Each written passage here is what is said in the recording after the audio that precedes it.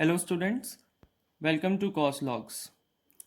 तो जैसा कि आप जानते हैं कि इस चैनल पे एक क्विक लर्निंग सीरीज चल रही है जिसमें मैं मैथ्स और साइंस के कुछ बेसिक टॉपिक्स पे वीडियोस अपलोड कर रहा हूँ। आज का टॉपिक है इनर्शिया। मैकेनिक्स का बहुत इम्पॉर्टेंट टॉपिक है ये, और बहुत ज़्यादा यूज़ होता है ये टॉपिक जब आप न्यूटन्स के लॉ को समझ रहे हैं या कोई भी कुछ बेसिक समझने जाते हैं अगर मोशन या फोर्स से रिलेटेड, तो इनर्शिया टॉपिक आपको मिलेगा ही। इसकी एक सिंपल सी मीनिंग है, हम इसको एक एज ए रेजिस्टिव फोर्स समझ सकते हैं। मतलब जब भी कोई बॉडी के स्टेट में कोई भी प्रकार का चेंज आ रहा है तो इनर्शिया उसमें अपना रोल प्ले करता है। अगर इसकी डेफिनेशन की बात करें तो ये एक प्रॉपर्टी ऑफ मैटर है। मतलब कि जिस बॉडी का मास ज़्यादा होगा तो उसमें इनर्शियल फोर्स भी ज़्यादा होगा, मास कम है तो इनर्शियल फोर्स कम है। एंड बॉडी अपना स्टेट मेंटेन रखती है just because of this force. मतलब अगर कोई बॉडी मोशन में है तो it tends to keep on moving, and rest पे है तो वो रेस्ट पे ही रहना चाहेगी। तो that is what is happening because of inertia. Now as I told you, inertia mass की प्रॉपर्टी है। तो मतलब अगर हैवी बॉडी है तो उसमें इनर्शियल फोर्स भी क्या होगा, ज़्यादा होगा। नाउ जैसे हमने ये देखा कि inertia is resistance of any physical object to any change in its state. मतलब कोई भी ऑब्जेक्ट नहीं चाहता है कि उसका जो एक लीनियरिटी चल रही है उस स्टेट में चेंज आए। जैसे कि हम इसको एक डेली लाइफ एग्जांपल से समझ लेते हैं। हम ह्यूमंस के साथ भी ऐसा होता है कि अगर हमें कोई अच्छी नई हैबिट डेवलप करनी है तो हमारी बॉडी बहुत ज़्यादा रेजिस्ट करती है उस चीज़ को। सपोज़ हमें सुबह जल्दी उठना है, या हमें कोई एक्सरसाइज स्टार्ट करनी है, या हमें कोई भी नया काम स्टार्ट करना है, तो हमें अपने कंफर्ट जोन से बाहर आना होता है।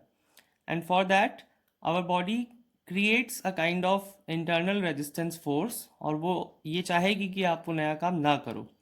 तो वैसे ही नॉन लिविंग फिजिकल ऑब्जेक्ट्स पे भी फोर्स लगता है जो उनको उनका स्टेट चेंज करने से रोकता है, और वही फोर्स है इनर्शिया। अगर हम इनर्शिया का लैटिन वर्ड देखें तो वो ये है, इनर्स है, और उसकी मीनिंग खुद में ही आइडल है। आइडल या फिर स्लगिश। मतलब कि वो खुद चाहता है कि वो बॉडी को एक लिनियरिटी पे रखे। मतलब अगर कोई बॉडी एक स्ट्रेट लाइन में मूव कर रही है तो इनर्शिया उस पर अप्लाई नहीं होगा। जैसे कि अगर मान लीजिए कोई बॉडी रेस्ट पे है, आपको उसको मोशन में लाना है, तो उस केस में इनर्शिया वहाँ पे अप्लाई होगा। इनफैक्ट अगर हम डायरेक्शन भी चेंज कर रहे हैं तो वहाँ पे भी इनर्शिया अकाउंट में आएगा। मतलब we need to overcome that force of inertia in order to change direction of any body. So inertia it's basically it's a kind of resistive force जो किसी ऑब्जेक्ट पे लगता है, और उससे क्या होता है, वो उसके स्टेट को चेंज नहीं होने देता है। एंड इनर्शिया डिपेंड्स ऑन मास। मतलब अगर बॉडी का मास ज़्यादा है, इसको भी एक एग्जांपल से समझ लेते हैं। लेट्स से कि एक कार है और एक ट्रक है। सो ट्रक को मोशन में लाने में we need more energy compare to car, just because of its heavy mass. And same is the case while stopping it. Let's say you're trying to stop the truck, so you need more amount of force to stop that truck because inertia acts both sides when the body is in motion or to bring that body to the state of rest. So basically आपको अगर state change करना है तो उस case में inertia account में आएगा ही।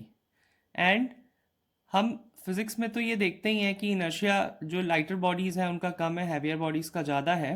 But अगर हम डेली लाइफ में देखें तो हम ह्यूमंस को भी अपना इनर्शिया एकदम कम रखना चाहिए। मतलब we should be very much open to new changes. हमें कभी भी अपनी बॉडी के रेजिस्टिव फोर्स को ओवरकम करने की कैपेबिलिटी रखनी चाहिए। मतलब हम कभी भी उसके उसमें ना आए कि कोई भी न्यू हैबिट हम डेवलप नहीं कर पा रहे हैं। सो we should always be able to overcome our inertia which it's acting from inside. So I hope you like this video and you got this video, so share it also.